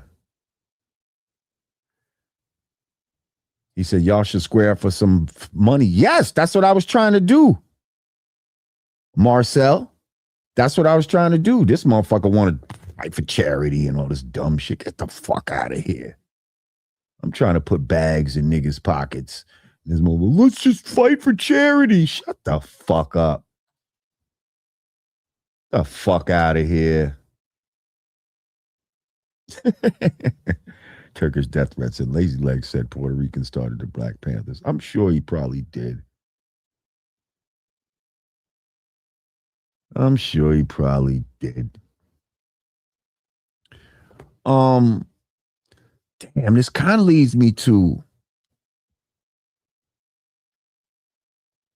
a subject. Do I want to talk about this now? Because he dressed as a woman in order to gain advantage, you know, to be in a movie, to make money. And my question is, where do you draw the line as a man, right? Where do you draw the line? And I feel like they do things constantly to make the line move, right? For instance, right? Now people say this is petty, maybe this is me being too anal, or they act like I take this I'm taking some shit too seriously. You tell me if you think I am, right? So you know these video games, right? Now, I don't play video games like that, but there is one game that I play, right? And it's called PUBG, right? It's a shooting game. You can go first person, third person.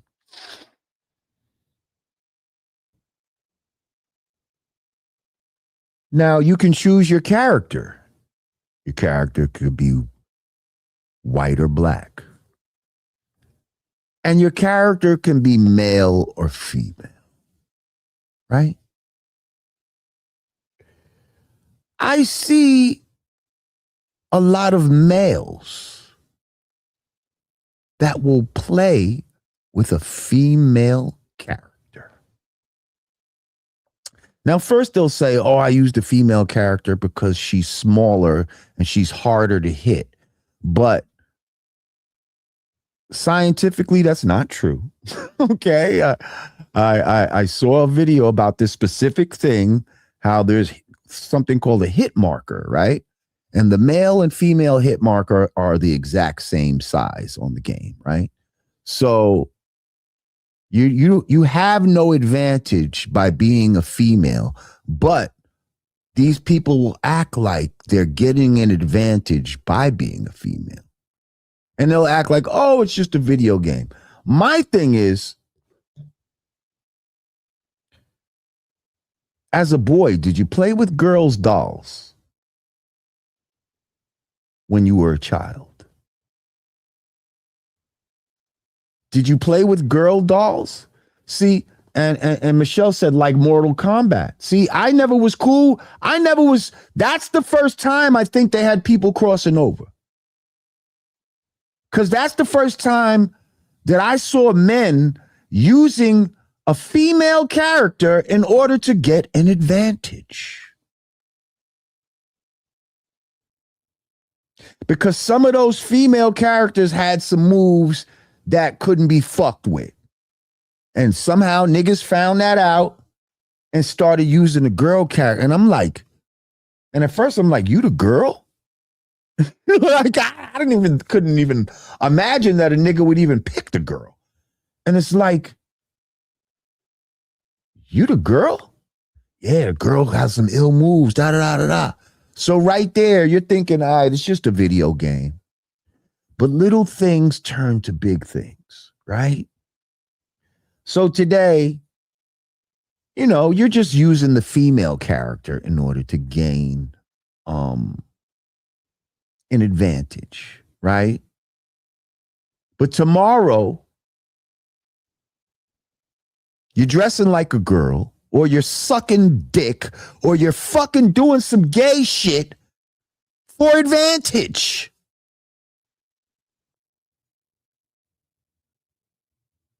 And I'm saying it starts with small shit. It starts with the small things. So always be vigilant of your manhood and never give it away, even in a video game.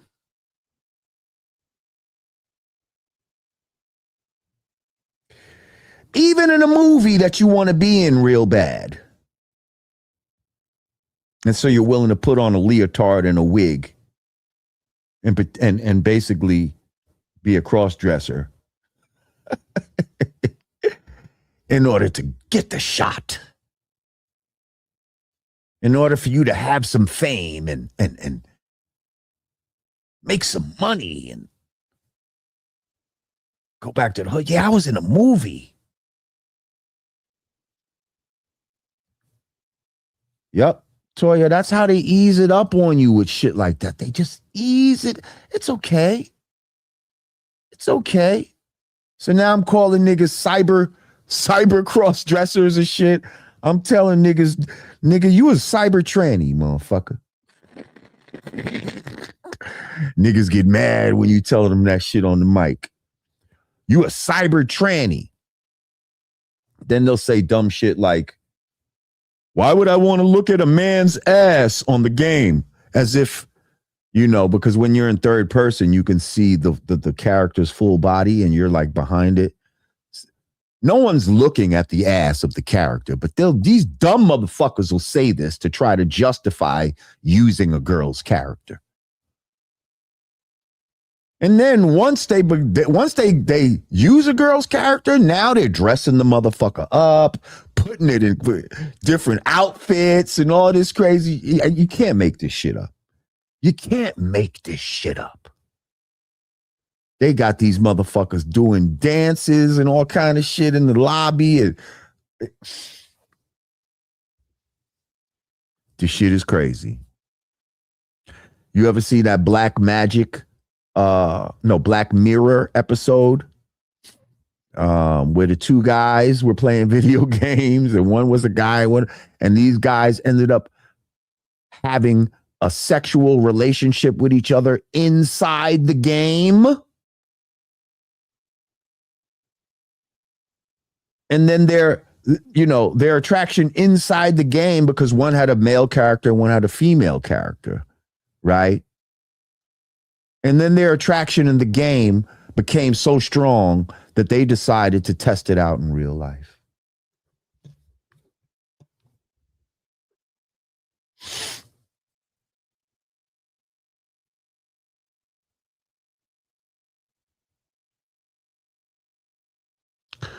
Little things lead to big things.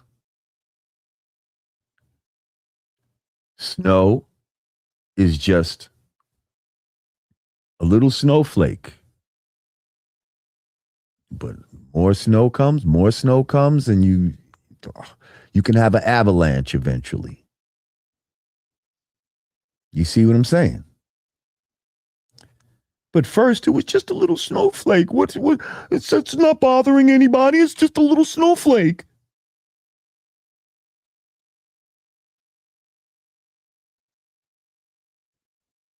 This is why you need to nip shit in the bud immediately. Don't allow seeds to grow. Don't allow things to fester and get infected.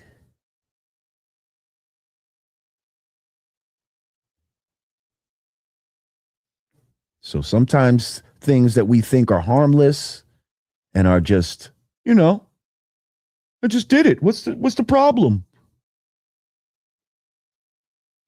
I just put on a leotard and a wig. I just used a female character in a game. What's the big deal?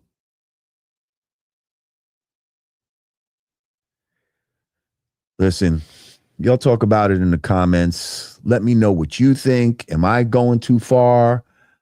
Do you see my point of what I'm saying? Or are you one of these liberals that just, hey, anybody can have the right to play as any character they like? Like as a black man, I'm not going to play, fuck playing as a girl. I'm not playing as a white man. How about that? My character has to be a black man. Why would I want to play as a white man? So if I'm not playing as a white man, why the hell would I want to play as a white girl or a black girl? Like, that's how far I take it. That's how far I take it. I can see if there's no black character available, you know, because that's how it was back in the days. You used to have to play games as a white person because there was no fucking black character. Okay? Once they started making black characters, that's all you playing with. I'm playing with no white man, and I'm definitely not playing as no girl. All right. Had to get that off my chest. That was in the back of my mind sometime.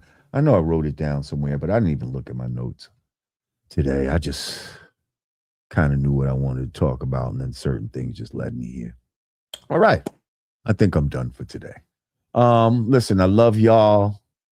Everybody that came through, all the regulars, all my GPS. You know you the shit. Ma'am 7, Megan Vaughn, Michelle Williams, of course, Silk Child, Uncivilized Savage, Fred B. Jams. Much love to all of you. Always appreciate you donating to the show and you know, putting your money where your mouth is. I appreciate every last one of y'all. Shout out to the whole GPS. And listen, don't get mad about that Huey shit. Look into it. Look into it. Is there something there? Yeah, I think there may be, but just look into it. I'm about to get me something to eat. But I appreciate y'all for coming through, and I will be back soon. I'm sure we're gonna have some more shit to talk about real soon.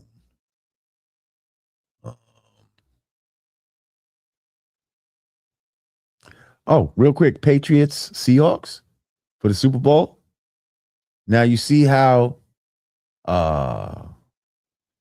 they had Taylor Swift, right? She was the celebrity attached to a football player that went to the Super Bowl.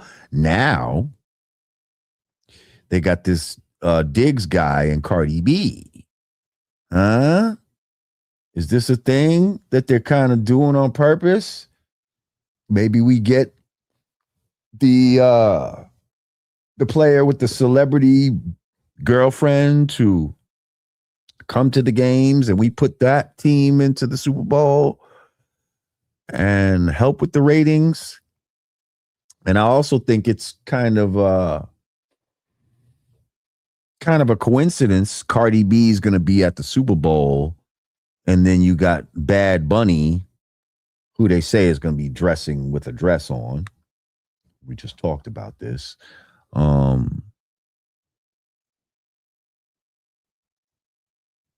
Yeah, I don't know.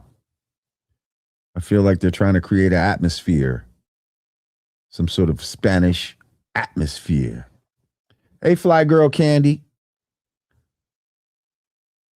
We about to get out of here in a second, but I see you. Appreciate you coming through. If you watch the rebroadcast, do me a favor, click that hate button. That's something that they said we need to do. All right, I'm getting ready to be out. Michelle, love you too. GPS, peace to y'all. And we'll be back. Until then,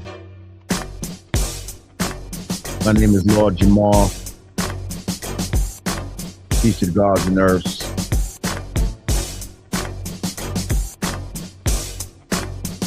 Peace to the family.